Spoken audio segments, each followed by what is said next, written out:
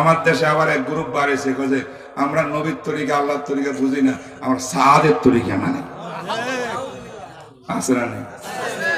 আমরা এতাতি কার এতাত? আল্লাহর না রসুলের না কার? সাদের আছে না নাই? মুন্সিগঞ্জ নাই মনে হয়, এটা আছে।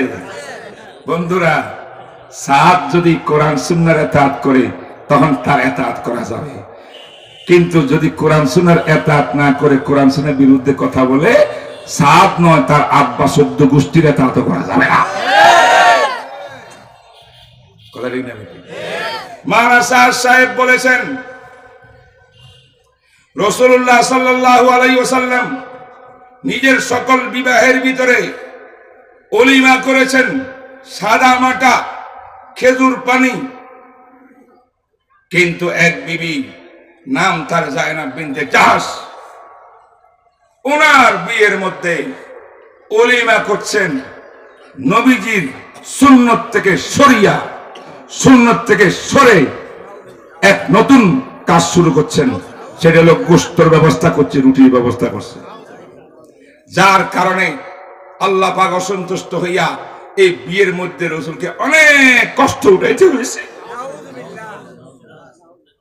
মনে সাদ তার বন্ধুর কথা কইতে আছে,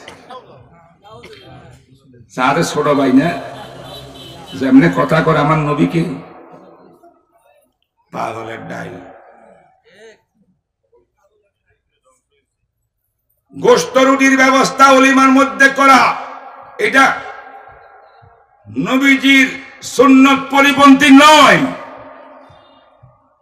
কারণ রাসূলুল্লাহ সাল্লাল্লাহু আলাইহি ওয়াসাল্লাম নিজেই বলছেন, বুখারী শরীফের হাদিস, আব্দুর রহমান ইবনে আউফকে, হে আব্দুর রহমান, তোমার গায়ের মধ্যে দাগ দুগ দেখতেছি নতুন দুলার মতো, বিয়ে করছো নাকি? বুখারী হাদিস। কোথাকার হাদিস? বুখারী শরীফ কিতাবুল বুয়ু।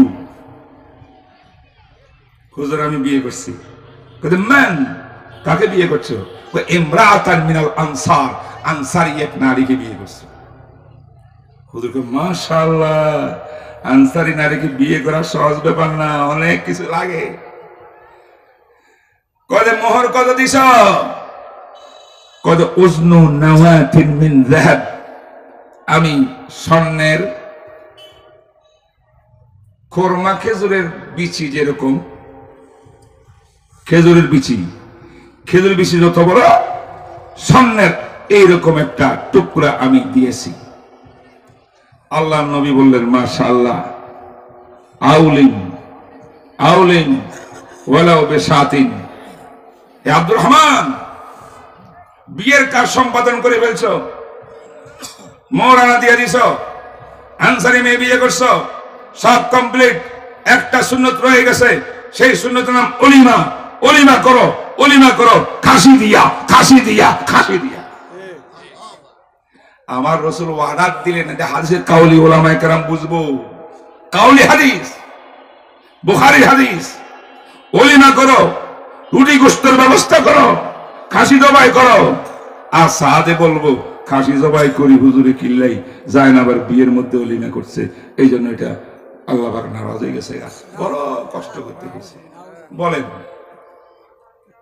2 নম্বর, হযরতে রাসূলুল্লাহ সাল্লাল্লাহু আলাইহি ওয়াসাল্লাম শুধু জায়নাবের নয়, উনি জানেন না জায়নাব নয়, আমাদের আম্মা মাইমুনা, যার কবর এখনো ওই মক্কা শরীফ থেকে মদিনায় যাওয়ার পথে সুমাইসিয়া পার হইলে একটা জায়গা আছে, কি জায়গা এটার কয়, ওইখানে রাস্তার পাশে কবর আম্মাজান মাইমুনা রাদিয়াল্লাহু তাআলা আনহা।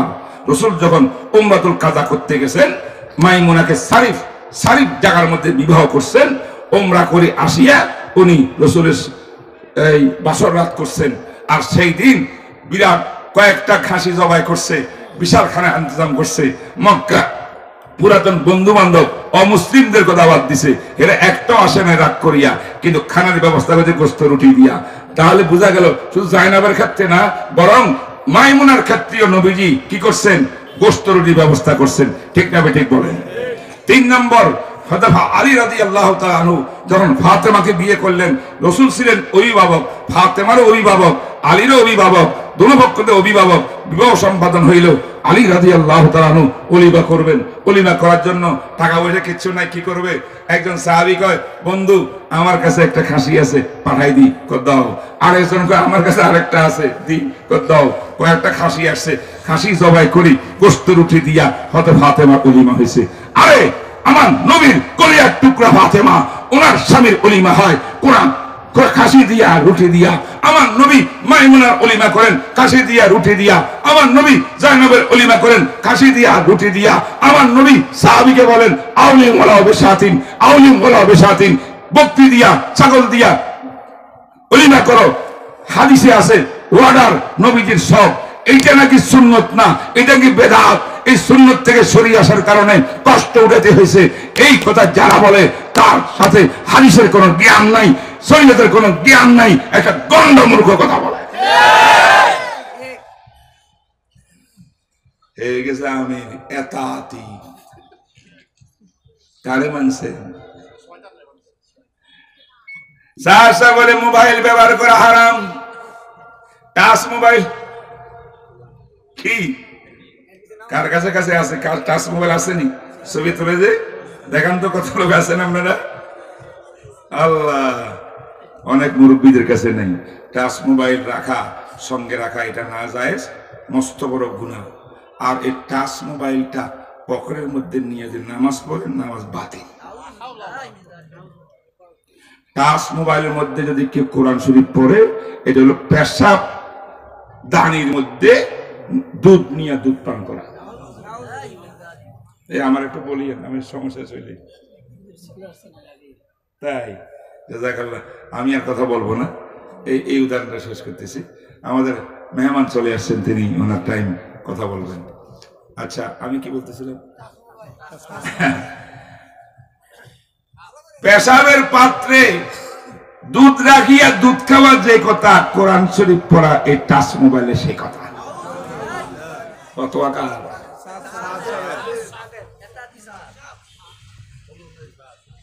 অথচ দলিল কি, প্রমাণ?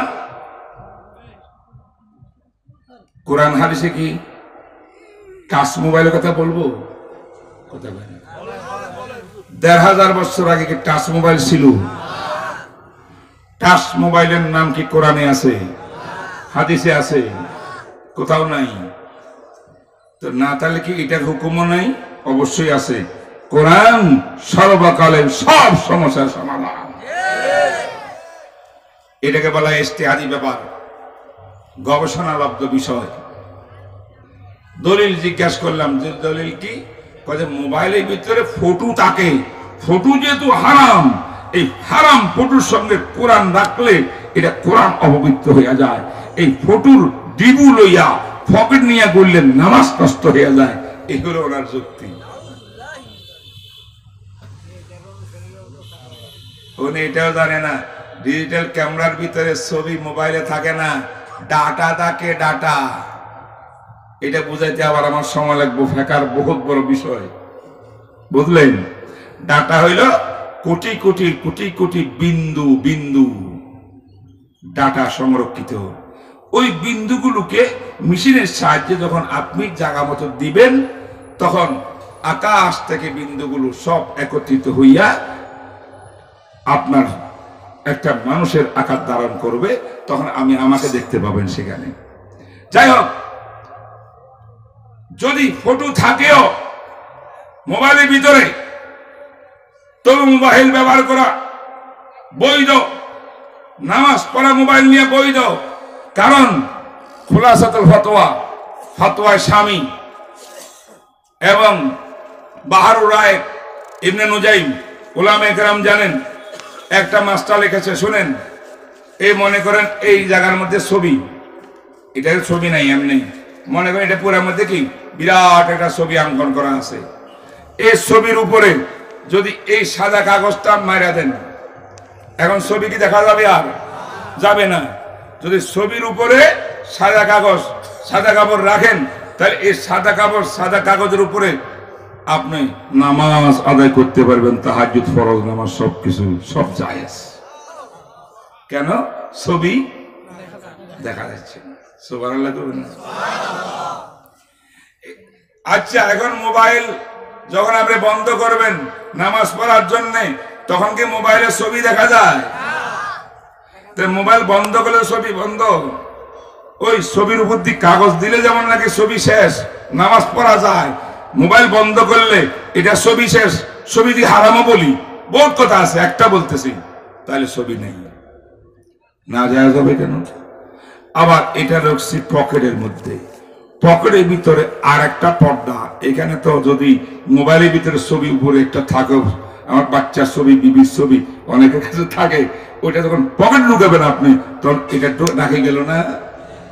অনেক টাকা পকেটে নিয়ে নামাজ পড়ি, যে টাকার মধ্যে অমুক অমুক নেতার ছবি আছে না নাই?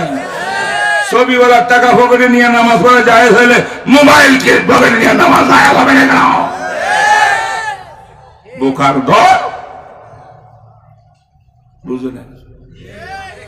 যাক, আর কিছু বলবো না, অনেক কথা আছে, ঘন্টার পর ঘন্টা এই বিষয়ে আলোচনা করলে সারা রাত কথা শেষ হবে না, দলিল প্রমাণ সাবেকটি আলহামদুলিল্লাহ।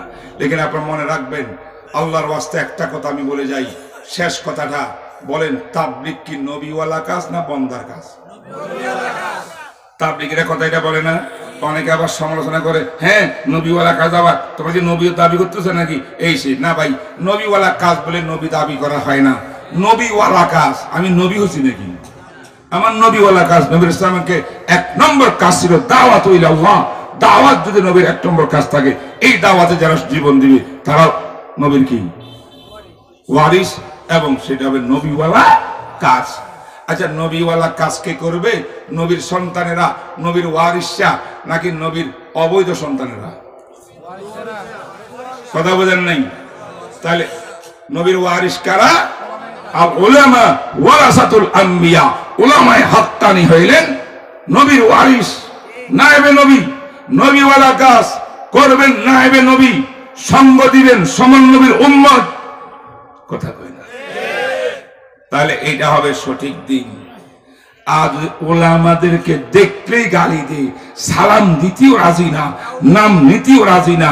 আলেম দেখতে সেখানে নাই, আলেম বিদ্বেষী হইয়া, ওয়ারাসাতুল আম্বিয়া বিদ্বেষী হইয়া কোনদিন নবীওয়ালা কাজ চলবে না, চলতে পারে না। আল্লাহ পাক রব্বুল আলামিন ভূমিকার মধ্যে যা কথা বললাম, আমাকে আপনাকে বুঝিয়া আমল করার আল্লাহ পাক তৌফিক দান করুক।